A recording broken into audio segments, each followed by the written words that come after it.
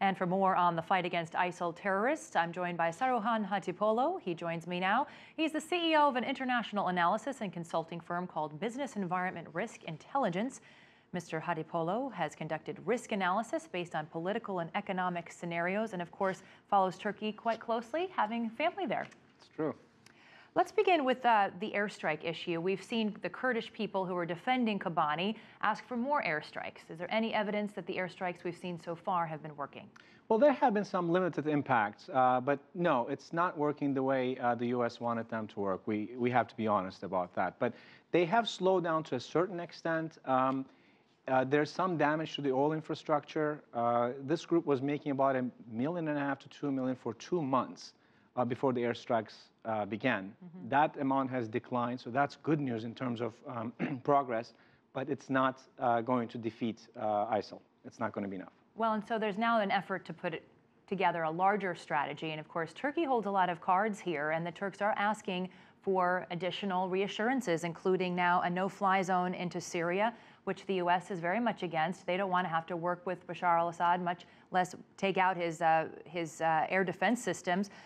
But doesn't Turkey, because of its importance in the coalition and its proximity to the fight, deserve some reassurance from the international community? I think they do, and I criticized the Turkish government quite a bit before, but in this case, they're right.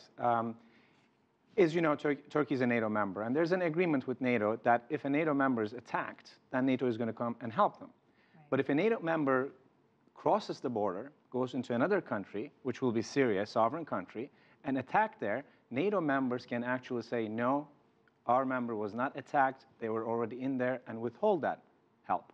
So the Turkish government is nervous about that. They want a broader group. They want a buffer zone, and which is a rational argument. What is not rational is that they want Assad out of there.